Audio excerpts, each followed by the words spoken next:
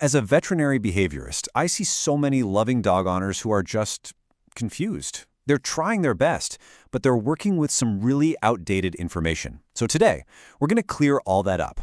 We are swapping out the biggest myths for straight-up scientific facts. My whole goal here is to give you the tools to build an amazing bond with your dog, one that's based on real understanding, not just guesswork.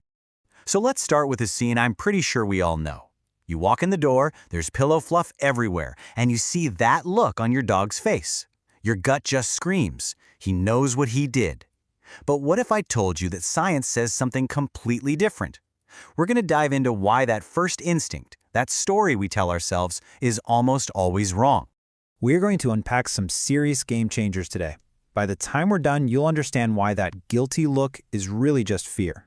You'll see how new genetics prove that breed is a terrible predictor of personality. And you'll even learn why a wagging tail isn't always a happy sign. We're going to push aside the social media noise and focus on what the actual research tells us. So let's get into it. So how come these old ideas about being the alpha and dogs feeling guilty are so sticky? I mean, we're smart, we love our dogs, yet we fall for things that were debunked years ago. Well, the short answer is that they kind of sound right. And in our world of viral videos, these simple, wrong ideas spread like wildfire. And look, this isn't just a hunch. We've got the data to prove it. A big 2024 survey showed that more than half of us, over 50%, still buy into myths like needing to be the boss or that a wagging tail is always a good thing. And where does this stuff come from? It's rarely from actual peer-reviewed science. Nope. It's from TV shows and social media trends that care more about drama than data. And that leaves the real science, the stuff that actually helps our dogs, totally buried. All right, let's get to the big one. The myth of all myths. That classic guilty look. You know the one. The lowered head, the sad eyes. It's a story we've been telling for generations. And honestly, it really damages the trust we have with our dogs. This slide here breaks it down perfectly.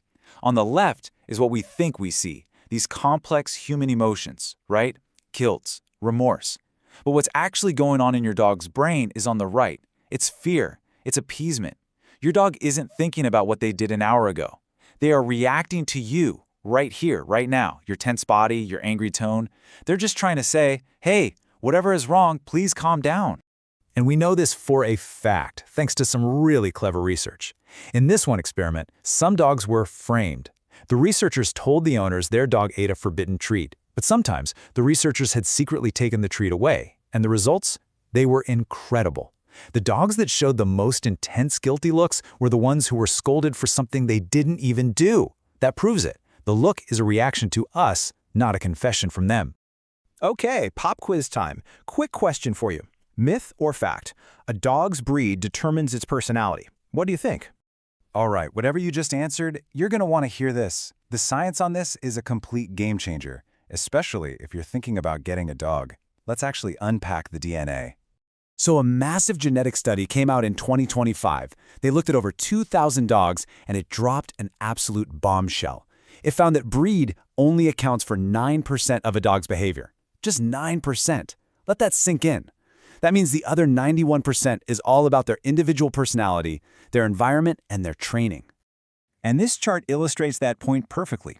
That same 2025 study found that breeds that people are often afraid of, like the American Pit Bull Terrier, scored just as high on friendliness towards people as the Golden Retriever of the dog world, the Labrador. This is exactly why those of us who work in shelters are always saying, judge the dog, not the label. I mean, think about a story like Olive's. A family came in dead set on a Golden Retriever, but ended up falling completely in love with a super gentle Pit Bull mix. When you let go of these stereotypes, you don't just become a smarter owner. You literally help save lives and create these amazing families. Okay, this next one is so important, because misreading a dog's signals is one of the most dangerous myths out there. It puts everyone, people and dogs, at risk. So let's learn how to actually speak their language. Let's start with that wagging tail. A truly happy wag is usually big, loose, and wiggly. But a tail that's held high and wagging stiffly and fast, that's a sign of high arousal, and it can come right before aggression.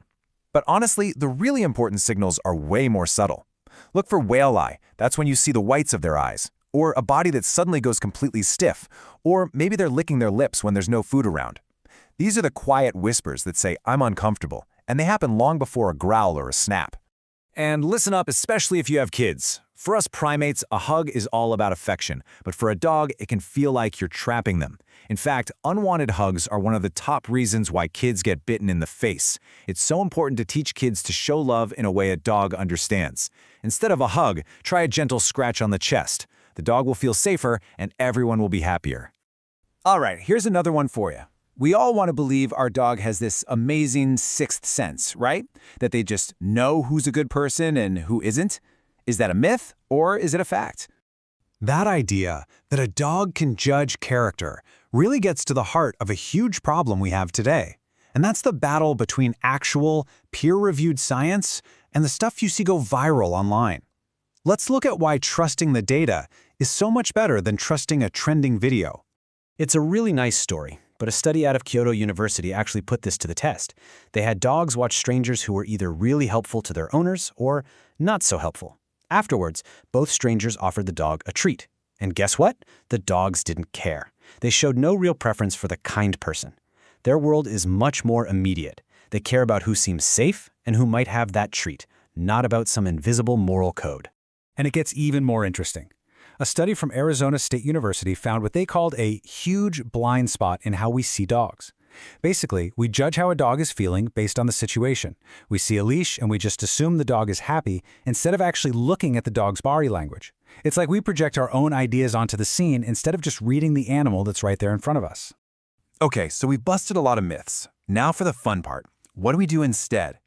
Let's build your new toolkit, one that's based on creating a strong, safe relationship built on trust and real science. This right here is probably the most important shift you can make. It's time to completely throw out the whole alpha and dominance mindset. It's not just outdated, it's based on totally flawed science about wolves in captivity that doesn't even apply to our dogs. All it does is create fear. Instead, we use positive reinforcement. This isn't about being soft, it's about being smart. You're teaching your dog that working with you is the best deal in town. That builds a confident partner, not a scared subordinate. And if you have a puppy or you're even thinking about getting one, please hear this.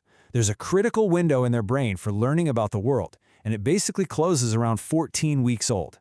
Getting them gentle, positive exposure to new things before that window closes is one of the most important things you can do to prevent a lifetime of fear and anxiety. A good puppy class is way safer than the behavior problems that come from a lack of early, happy experiences.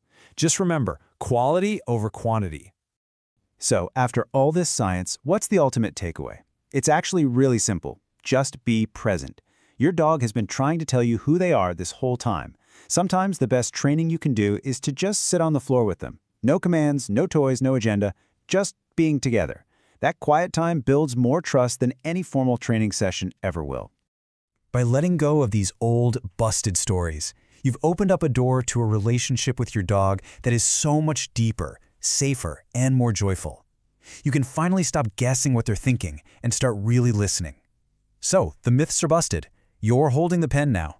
What story will you and your dog write together?